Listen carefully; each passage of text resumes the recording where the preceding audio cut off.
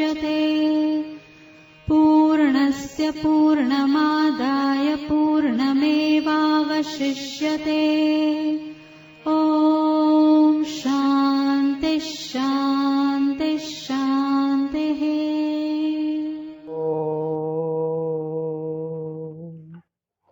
भद्रं कर्णेभिः शृणुयाम देवाः भद्रं पश्येमाक्षभिर्यजत्राः स्थिरैरङ्गैस्तुष्टुवागुंसस्तनूभिर्व्यसेम देवहितं यदायुः। स्वस्ति न इन्द्रो वृद्धश्रवाः स्वस्ति नः पूषा विश्ववेदाः स्वस्ति नस्तारक्षयो अरिष्टनेमिः स्वस्ति नो बृहस्पतिर्दधातु। ॐ शान्ति शान्ति शान्तिः। शङ्करं शङ्कराचार्यं केशवं बादरायणं सूत्रभाष्य कृतौ वन्दे भगवन्तौ पुनः पुनः। ईश्वरो गुरुरात्मेति मूर्तिभेद विभागिने व्योमवत्प्याप्तदेहाय दक्षिणामूर्तये नमः। ॐ शान्ति शान्ति शान्तिः।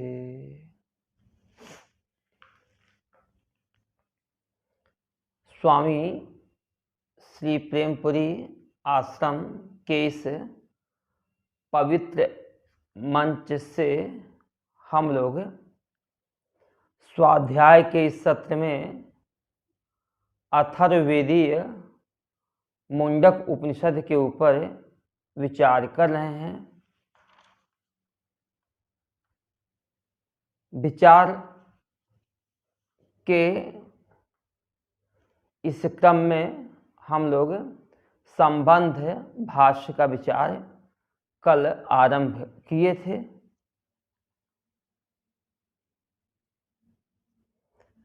जहाँ सबसे पहले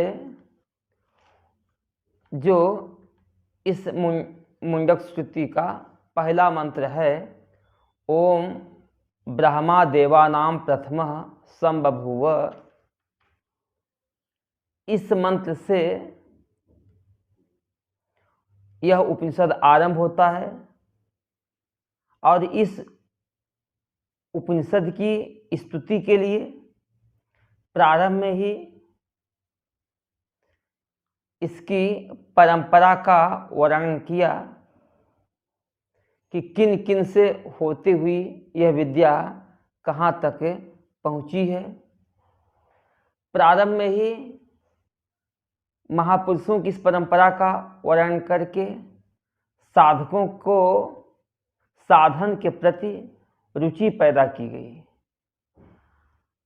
साधन में हमारी रुचि यदि अच्छी तरह से होगी तो साध्य की प्राप्ति बड़ी ही सहज हो जाएगी।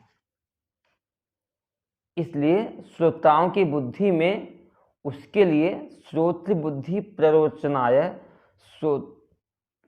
इनकी बुद्धि में रुचि पैदा करने के लिए इस विद्या का महिमा बताई गई कि यह विद्या बड़े बड़े लोगों से गुजरती हुई हमारे तक, मुझ तक पहुंची है, जिससे हमारी इस विद्या में आदरपूर्वक प्रवृत्ति हो।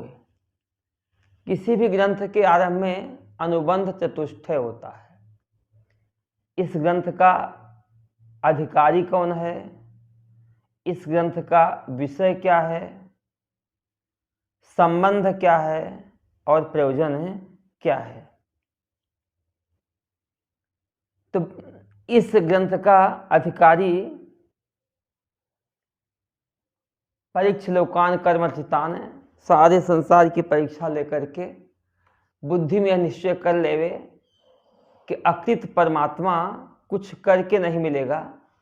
इसलिए निर्वेदम आयात, जो संसार से विरक्त है वह व्यक्ति इसका अधिकारी है।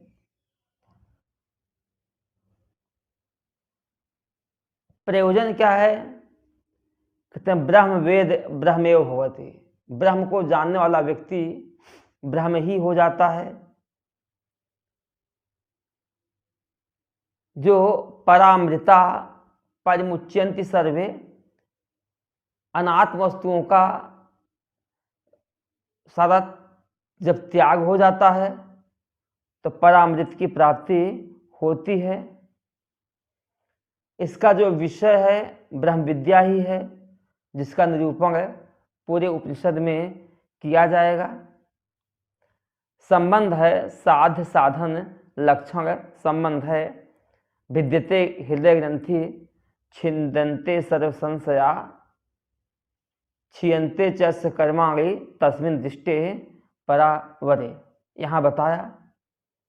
लेकिन ब्रह्म विद्या इस ग्रंथ का विषय है कि ब्रह्म विद्या के पहले यहाँ पर वैराग्य आदि दिखाने के लिए प्रारंभ में अपर विद्या का भी निरूपण किया गया है।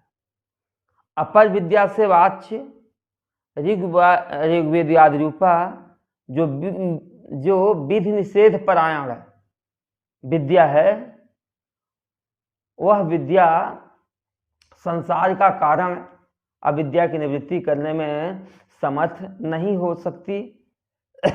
इसको स्वयं ही परा अपर विद्या के भेद के द्वारा आचार्य ने पहले बताया। अविद्यायाम अंतरे वर्तमाना, इस श्रुति के द्वारा बताया वहां पे। इसलिए परम प्राप्ति का जो साधन है, सभी साधन और साध्य से जो विरक्त हो गया है, गुरु के सानिध्य में गया है, अब गुरु के प्रसाद से उसको ब्रह्म विद्या की प्राप्ति हुई है, यह उसका अधिकारी है, प्रयोजन है, यह सब निरूपण किया गया कल तक। अब आज हम लोग आगे विचार करते हैं। पेज 9 पर पहला पैराग्राफ है बीच में। ज्ञान मात्रे यद्यपि सर्व आश्रमीणाम अधिकारः,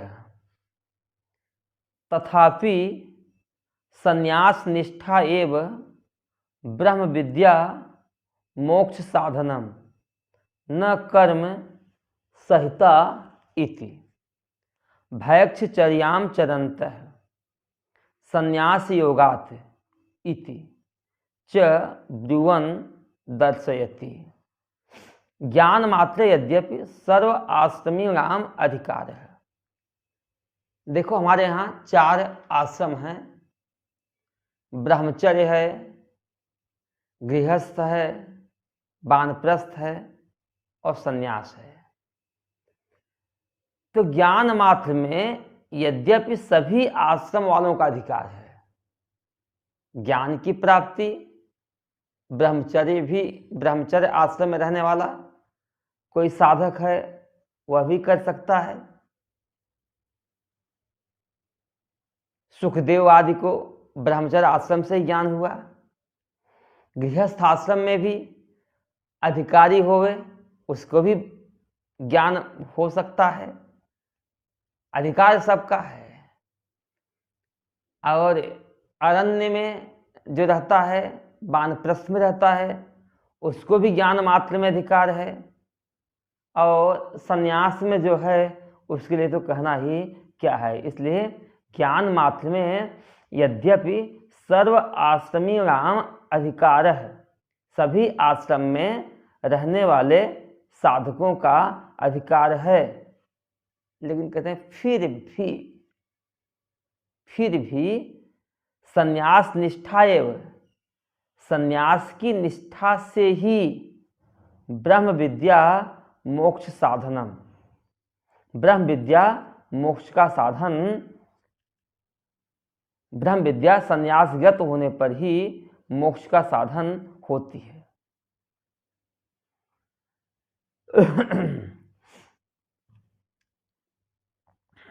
देखो ब्रह्मचर्य में भी ब्रह्म विद्या मोक्ष का साधन बनती है। गृहस्थ में भी ब्रह्म विद्या मोक्ष का साधन बनती, मोक्ष का साधन सब, लेकिन ज्ञान की जो ब्रह्म विद्या की जो निष्ठा है, जो स्वरूप स्थिति है, ऐसी स्वरूप स्थिति संन्यास निष्ठा के द्वारा बहुत सहज और आसान हो जाती है। भगवान शंकराचार्य का, उन्हें विद्यारण्य स्वामी का एक ग्रंथ है जीवन मुक्ति विवेक, कहते हैं ब्रह्मज्ञान तो हो सकता है, लेकिन ब्रह्मनिष्ठा के लिए संन्यास की आवश्यकता होती है। यहां बताया गया जीवन मुक्ति विवेक में कि वैराग्य के बल से हमारी कुछ वासनाएं नष्ट हो जाएं, श्रवण मनन निध्यासन करें तो ब्रह्म ज्ञान हो जाता है। लेकिन जब तक मनोनाश नहीं होगा तब तक जीवन मुक्ति का सुख नहीं मिलेगा। तो यहां वही बता रहे हैं कि ब्रह्म विद्या जो मोक्ष का साधन बनती है, यहां मोक्ष का तात्पर्य ये भी ले सकते हैं कि जीवन मुक्ति का जो साधन बनती है, वह जीवन मुक्ति का साधन संन्यास निष्ठा एवं संन्यास में निष्ठा रखने वाले को ही होती है। केवल विदेह कैवल्य की प्राप्ति का साधन ब्रह्मचर्य गृहस्थ वानप्रस्थ में हो सकता है,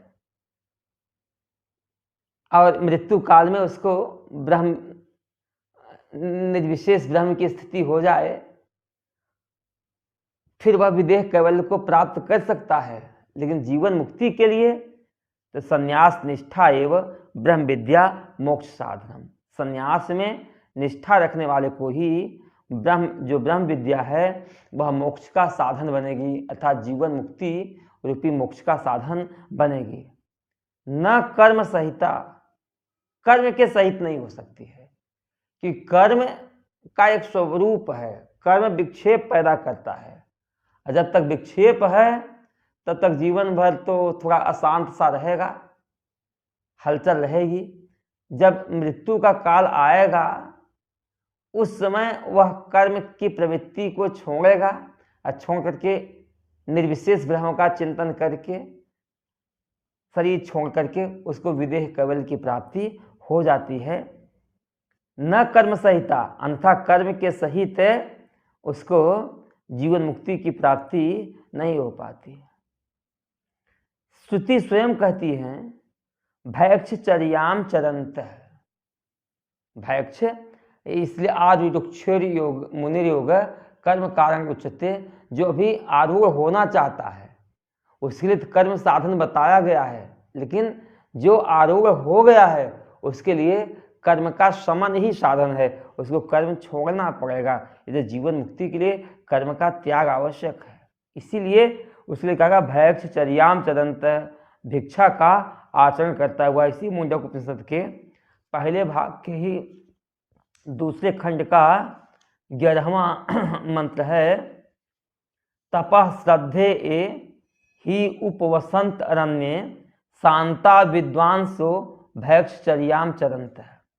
जो शांत हैं, विद्वान लोग हैं, उपवसंत अरण्य वन में रह कर के भैक्षचर्याम चरंत है, भिक्षावृत्ति का आचरण करते हुए तप और श्रद्धा का सेवन करते हैं, वह पाप से रहित होकर के उस अमृत अव्यय स्वरूप हो जाते हैं। यहाँ बताया भैक्षचर्याम चरंत है। मुंडक की तीसरे मुंडक के दूसरे खंड का 6वां मंत्र है, संन्यास योगात यतः शुद्ध सत्व, संन्यास योग से यति शुद्ध सत्व होकर के उस तत्व की प्राप्ति करते हैं। 3-2-6 है। वेदांत विज्ञान सुनिश्चितार्था संन्यास योगात यतयः शुद्ध सत्वाः ते ब्रह्मलोकेषु परांत काले परामृताः परिमुच्यन्ति सर्वे। वेदांत के विज्ञान से जिसने ज्ञेय अर्थ का निश्चय कर लिया है, वे संन्यास योग से शुद्ध चित्त होकर के ब्रह्मलोक में देह त्याग करके मुक्त हो जाते हैं। इति च ब्रुवन्, इस प्रकार से श्रुति स्वयं बोलती हुई दर्शयति, यही दिखा रही है कि ज्ञान मात्र में तो सबका अधिकार है, चाहे ब्रह्मचर्य हो, चाहे गृहस्थ हो, चाहे वानप्रस्थ हो, चाहे संन्यास है। लेकिन अन्य 3 आश्रमों में उनको ज्ञान तो हो जाएगा, लेकिन ज्ञान की निष्ठा नहीं होती है। संन्यास में जो व्यक्ति संन्यास निष्ठ है, ऐसे व्यक्ति को ब्रह्म विद्या मोक्ष का साधन बनती है, अर्थात जीवन मुक्ति का साधन बनती है। अन्य आश्रमों में विदेह कैवल्य का साधन बन सकती है, लेकिन मोक्ष का साधन, जीवन मुक्ति का साधन नहीं बनती है। क्यों नहीं बन पाती? क्योंकि आगे बताते हैं। विद्या कर्म विरोधात् च न ही ब्रह्म आत्म एकत्व दर्शनेन सह कर्म स्वप्ने अपि संपादयितुं शक्यम। विद्यायाः काल विशेष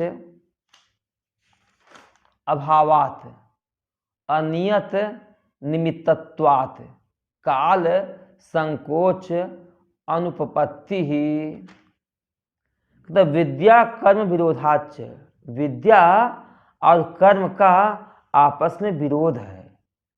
अविद्या से ही हम कर्म करते हैं, अविद्या से कर्म की निवृत्ति होती है। तो जो विद्या है कर्म का निवर्तक है, जो कर्म को नाश करने वाला है। एक दूसरे के दुश्मन एक दूसरे के साथ कैसे रह सकते हैं भाई? शेर और बकरी की दोस्ती क्या संभव है क्या? शेर और बकरी एक दूसरे के विरोधी हैं, शेर बकरी को खा ही जाएगा। उसी प्रकार से विद्या जो है कर्म का निवर्तक है, कर्म को समाप्त करने वाला है। और अविद्या से कर्म की उत्पत्ति होती है, विद्या से कर्म की निवृत्ति होती है।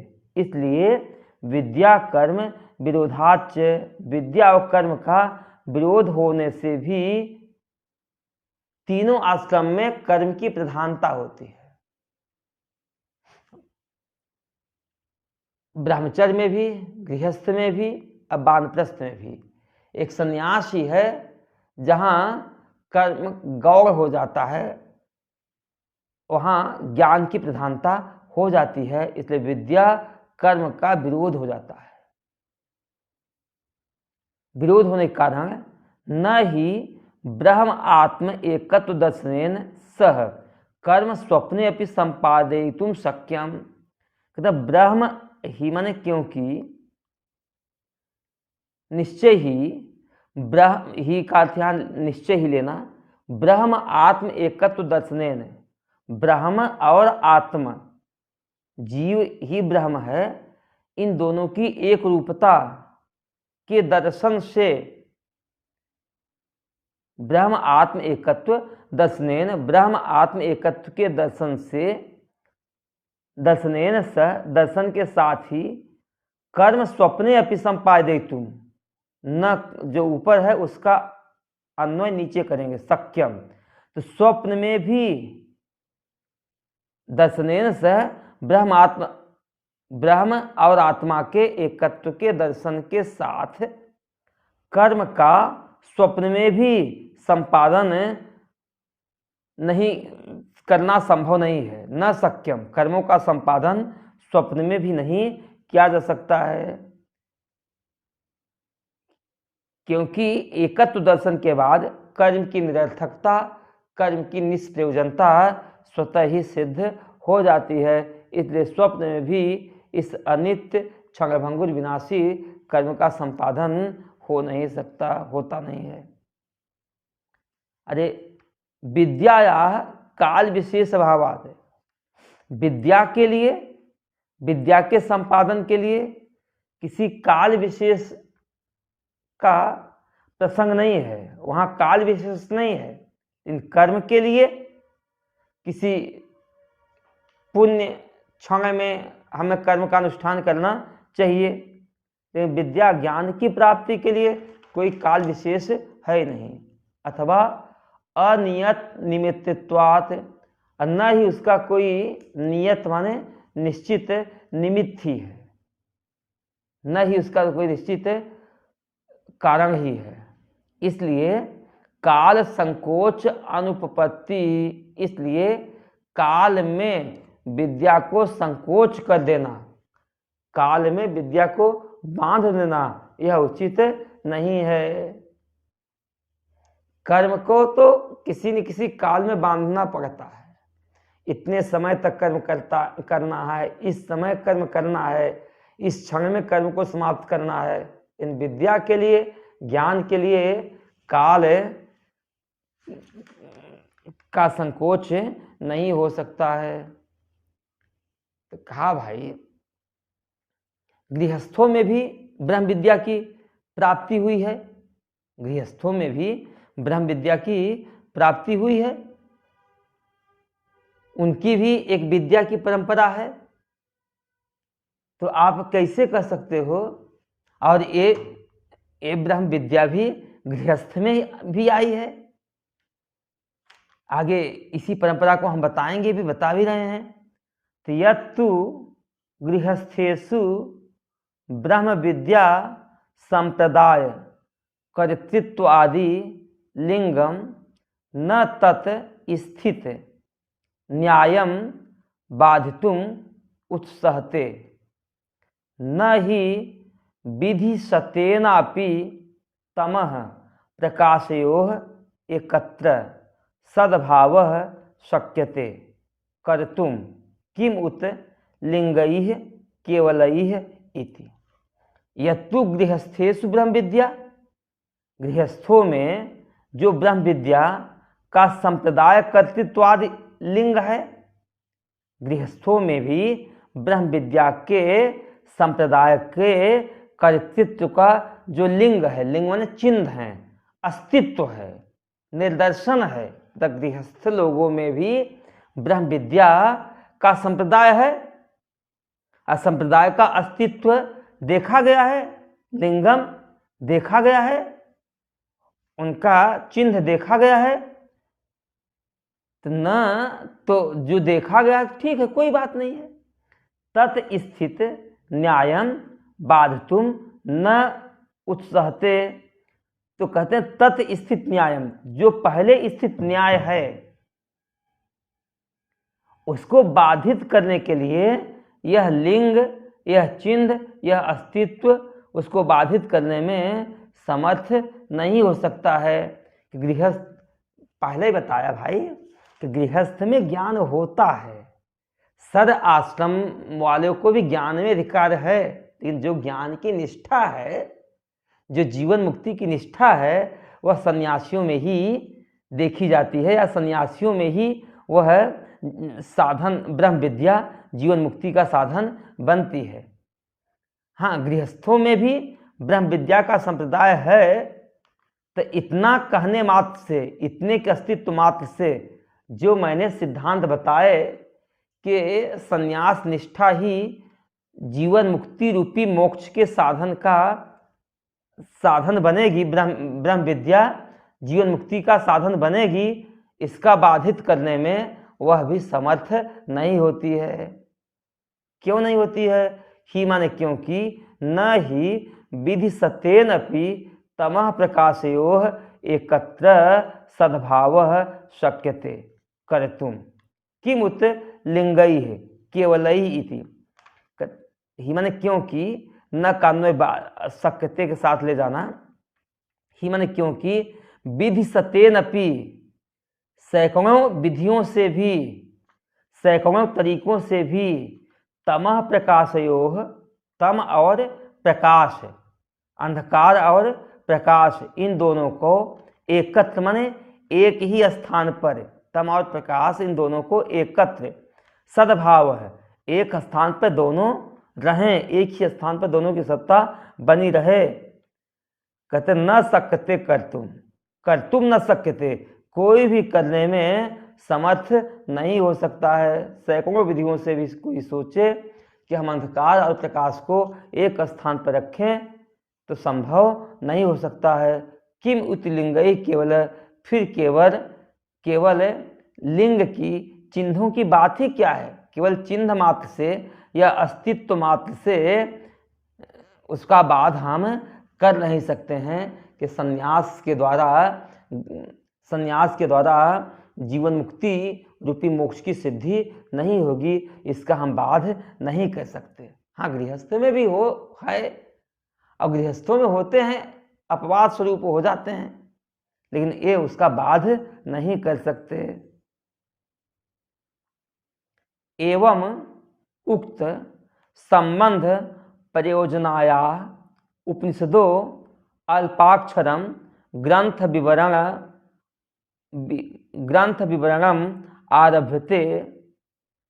यह इमाम ब्रह्म विद्याम उपयन्ति आत्मभावेन श्रद्धा भक्ति पुरःसराः सन्तः तेषां गर्भ जन्म जरा रोग आदि अनर्थ पूगम निशातयति परम व ब्रह्म गमयति अविद्या आदि संसार कारणम च अत्यंतम अवसादयति विनाशयति इति उपनिषद उपनिपूर्वस्य सदेह एवं अर्थ स्मरणात्। इस प्रकार से, एवं माने इस प्रकार से, उक्त संबंध प्रयोजना या जिसके संबंध और प्रयोजन इस प्रकार उक्त माने कहा गया है। क्या कहा गया है? संबंध प्रयोजन या उपनिषद, इस प्रकार से जिसके संबंध और प्रयोजन का निर्देशन किया गया है। जिस मुंडक उपनिषद के संबंध साध साधक भाव संबंध, प्रयोजन ब्रह्मवेद ब्रह्मेव भवति, इससे अधिकारी और विषय को भी जोड़ लेना। अधिकारी जो साध्य साधन विषय से वैराग्य पूर्वक गुरु प्रसाद से गुरु के पास पहुंचा हुआ है, वो अधिकारी है। साध साधन से वैराग्य लेकर के गुरु के पास पहुंचा हुआ उसका अधिकारी है। अब विषय है ब्रह्म विद्या। तो जिस उपनिषद के अनुबंध चतुष्टय का निरूपण किया गया, एवं इस प्रकार से उक्त कहा गया है। क्या कहा गया है? संबंध प्रयोजनाया, जिसके संबंध और प्रयोजन का निर्देशन किया जिस उपनिषद अल्पाक्षरम, उस उपनिषद की अल्प अक्षर के द्वारा, मतलब बहुत संक्षिप्त व्याख्या, ग्रंथ विवरण, ग्रंथ का जो विवरण है अल्प अक्षरों में आरंभ किया जाता है। बहुत अधिक विस्तार नहीं किया जाता है, बहुत अल्प अक्षरों में इस ग्रंथ का आरंभ किया जाता है। वैसे देखो, अल्प अक्षर में व्याख्या तो विस्तार का नाम है, लेकिन बहुत विस्तार भी कर दिया, बहुत मोटी पुस्तक हो गई, उस पुस्तक को देख करके ही उठाने की इच्छा ही न होवे। बस बहुत मोटी पुस्तकें लाइब्रेरी की शोभा बढ़ाती हैं। छोटी और शुद्ध रूप में जो व्याख्या कही जाती है, उनको व्याख्या का मतलब ही होता है कि उपनिषद के अर्थ का भाव हमारी बुद्धि में समाहित हो जाए। तो इसी दृष्टि से अल्प अक्षर में ही इस ग्रंथ के विवरण माने व्याख्या आरंभ किया जाता है।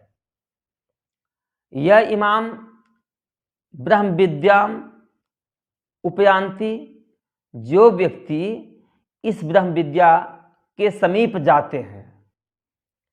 हम सब भी सत्संग सुन रहे हैं, समय से बैठ जाते हैं, इंतजार भी करते हैं कब 9:15 होवे, कब हम सत्संग सुने। जरा सा 10 मिनट लेट हुआ तो दिनकर को या दुबे जी को फोन करते हैं, दिनकर जी आज क्यों नहीं चालू हुआ? तो ब्रह्म विद्या के पास तो हम गए हैं, लेकिन जाना भी कैसे है? आत्मभावेन, आत्मभाव से, आत्मभाव से। और आत्मभाव कब आएगा? जैसे हम अपने प्रिय से प्रिय व्यक्ति के पास जाते हैं तो बड़े भाव से जाते हैं, आत्मभाव से। हम हरिद्वार आदि तीर्थों में स्नान करने जाते हैं तो बड़े आत्मभाव से जाते हैं, वहां आपको अपना लगता है। श्रद्धा भक्ति पुरस्सरा, श्रद्धा और भक्ति पूर्वक। आत्मभाव कब आता है? जब हमारे जीवन में उस वस्तु के प्रति श्रद्धा होगी और उस वस्तु के प्रति भक्ति होगी। तो ब्रह्म विद्या के प्रति हमारे मन में श्रद्धा और भक्ति होगी, तभी उससे हमारी आत्मीयता बढ़ेगी। और जब तक उसके प्रति श्रद्धा और भक्ति नहीं होगी तब तक आत्मीयता बढ़ेगी नहीं। इसलिए कहते हैं यह मन जो कोई भी इमाम ब्रह्म विद्याम, इस ब्रह्म विद्या को उपयांति माने उस ब्रह्म विद्या के समीप जाते हैं, जाता है। कैसे जाता? आत्मभाव से जाता है, आत्मीय भाव से जाता है। यह मेरी अपनी विद्या है, मेरा अपना ज्ञान है। जो उसके प्रति श्रद्धा भक्ति पुरस्सरा, उसके प्रति श्रद्धा भक्ति से आत्मीय भाव से जाता है।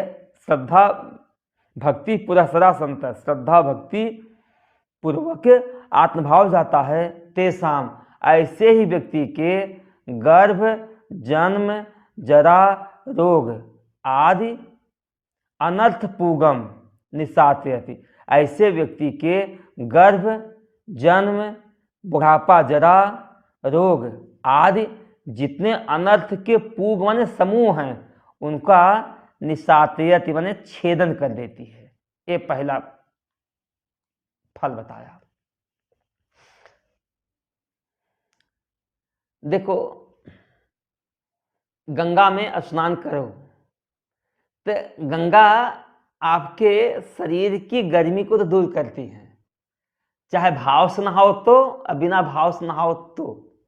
लेकिन उसी गंगा में यदि हम डुबकी भाव से लगाते हैं, श्रद्धा से लगाते हैं, तो वह गंगा हमारे शरीर के ताप को दूर करने के साथ साथ हमारे पाप का भी प्रक्षालन कर देती है।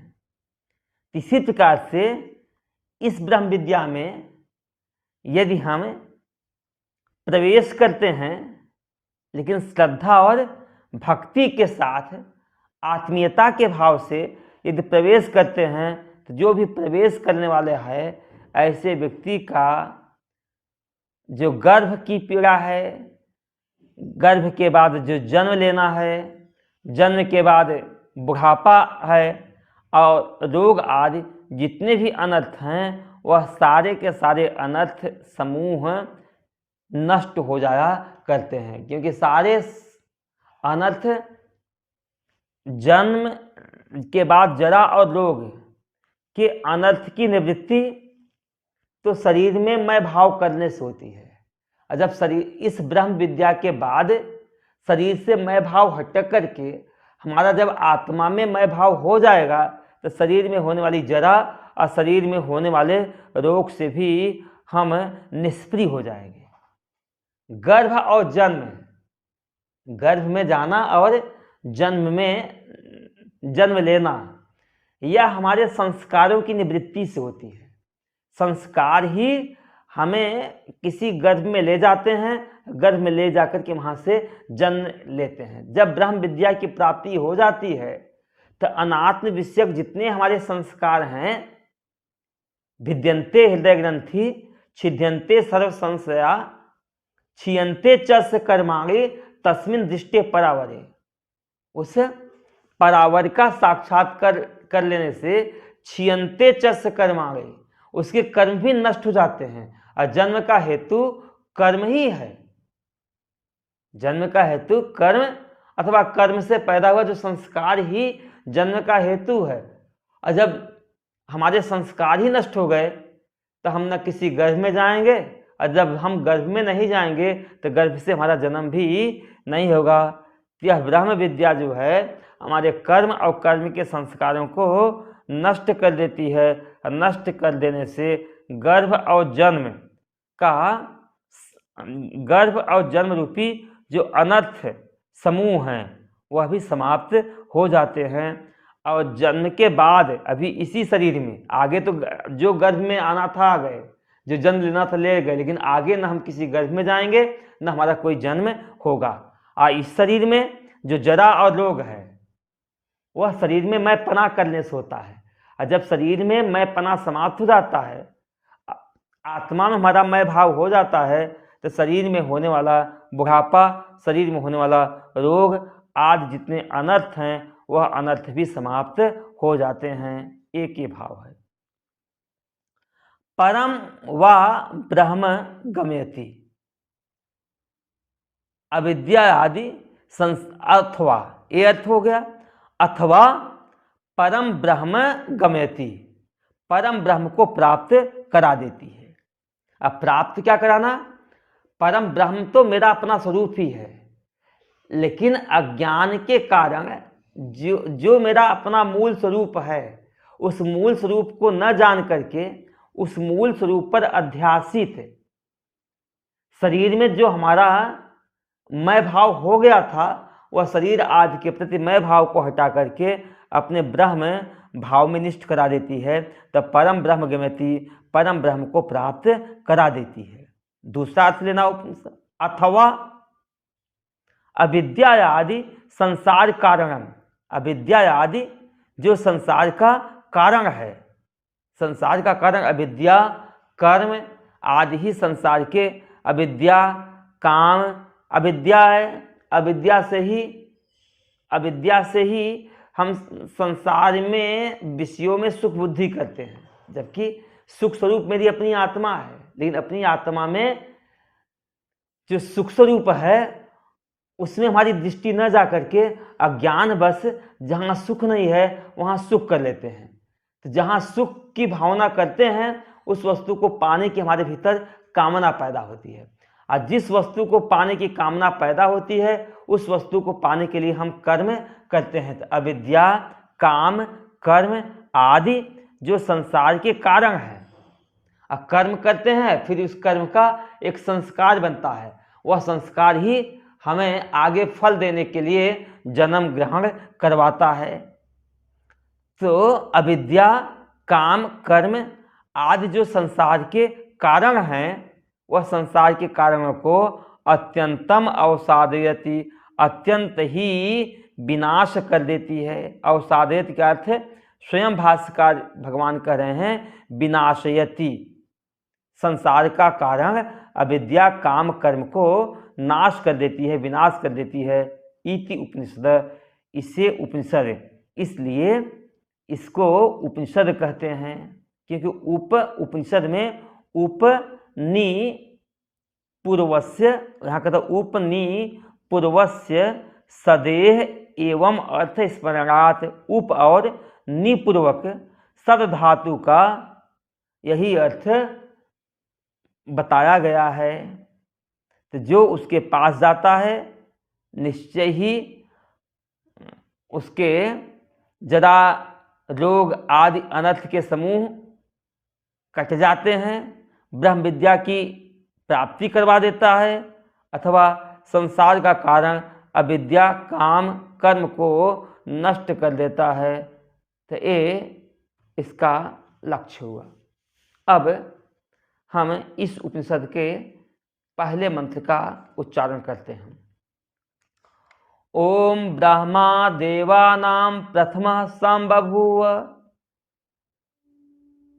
विश्वस्य कर्ता भुवनस्य गोप्ता, स ब्रह्म विद्यां सर्व विद्या प्रतिष्ठां अथर्वाय ज्येष्ठ पुत्राय प्राह। ओम, जैसे पहले बताया कि उपनिषद के प्रारंभ में या किसी भी प्रारंभ में जब ओम का उच्चारण करते हैं तो ओम एक मंगलवाची शब्द है। ओंकारस्य अथ शब्दस्य द्वय एतो ब्रह्मणापुरा, ब्रह्मा जी के मुख से ओम और अथ ये दोनों शब्द उच्चरित हुए ओंकारश्च अथ शब्दश्च द्वय एतो ब्रह्मणः पुरा कंठम भित्वा विनिर्यातो तस्मात् मांगलिका उभो। कंठ का भेदन करके यह दोनों शब्द निकले, इसलिए यह दोनों शब्द ही बड़े मंगलवाची हैं। तो यहाँ कहा ओम। जो ब्रह्मा है देवानाम मध्य प्रथम संबभूव, देवताओं के मध्य में प्रथम उत्पन्न हुए। जितने भी देवता पैदा हुए आदि सृष्टि ब्रह्मा जी की है। ब्रह्मा जी के बाद अन्य सारे देवता आदि पैदा हुए। अथवा देवानाम मध्य ब्रह्मा प्रथम, देवताओं के बीच में गुणों की प्रधानता के कारण ब्रह्मा प्रथम हैं, फर्स्ट क्लास के हैं। संबभूव, इनका प्रथम रूप से आविर्भाव हुआ, प्राकट्य हुआ। यह ब्रह्मा भी कोई साधारण नहीं है, विश्वस्य कर्ता। ये सारे संसार के उन्होंने वे कर्ता हैं। भुवनस्य, सारे संसार को पैदा करने वाले हैं, सारे संसार के रचयिता हैं। भुवनस्य गोप्ता, और जिनको रचाया है ना उसके गोप्ता माने रक्षक भी हैं। स माने उन्हीं ब्रह्मा ने, ये सब विश्वस्य कर्ता विश्वस्य गोप्ता, ये ब्रह्मा का विशेषण है। अब ब्रह्मा का विशेषण यहाँ इसलिए बताया कि इस ब्रह्म विद्या को चाहने वाले या यह ब्रह्म विद्या ऐसे महापुरुषों से निःसरित हुई है, इसलिए यह विद्या का एक एक शब्द हमें चातक पक्षी की तरह, स्वाति नक्षत्र की बूंदों की तरह हमें ग्रहण कर लेना चाहिए, कुछ भी छोड़ना नहीं चाहिए। ऊंचे लोग ऊंची पसंद, जो बहुत बड़ा व्यक्ति है उसकी पसंद भी ऊंची होती है। तो जब ब्रह्मा जैसे लोगों ने इस ब्रह्म विद्या निकाली है, निश्चय ही यह ब्रह्म विद्या ग्रहण करने योग्य होगी। या ब्रह्मा जिससे यह ब्रह्म विद्या चली है तो स्वाभाविक है। जैसे हम लोग व्यवहारिक दृष्टि में कहते हैं एप्पल का मोबाइल है तो कहते हैं भाई इसके विषय में कहना ही क्या है। यदि कंपनी अच्छी है तो इससे निकला हुआ प्रोडक्ट भी अच्छा ही होगा, खरीदने योग्य होगा। उसी प्रकार से यह श्रुति, यह मुंडक श्रुति और यह जो ब्रह्म मुंडक श्रुति में कही गई जो ब्रह्म विद्या है वह ब्रह्मा जी से निःसरित हुई है, ब्रह्मा जी से आई है। ब्रह्मा भी कोई साधारण नहीं है, विश्वस्य कर्ता, सारे संसार के कर्ता हैं। भुवनस्य गोप्ता, इस सारे संसार के रक्षक हैं। उनसे यह ब्रह्म विद्या निःसरित हुई है, इसलिए निश्चय ही यह ब्रह्म विद्या श्रेष्ठ ही होगी। समान वही ब्रह्मा ने ब्रह्म विद्याम, इस ब्रह्म विद्या को, वह ब्रह्म विद्या की विशेषता बताते हैं। पहले विश्वस्य कर्ता भुवनस्य गोप्ता से ब्रह्मा की यहाँ विशेषण दिए। अब यहाँ ब्रह्म विद्या की विशेषता बताते हैं। सर्व विद्या प्रतिष्ठा, जो सारी विद्याओं का आश्रय रूप थी, जो सारी विद्याओं का आश्रय रूप है, उस ब्रह्म विद्या को समाने उन ब्रह्मा ने अथर्वाय प्राह, अथर्व के लिए कहा। अथर्व कौन है? अथर्व का विशेषण ज्येष्ठ पुत्राय, ब्रह्मा जी के कई पुत्रों में से उन्होंने अपने ज्येष्ठ पुत्र अथर्वा को यह विद्या प्राप्त कराई, या इस ब्रह्म विद्या का उपदेश उन्होंने अथर्वा को दिया।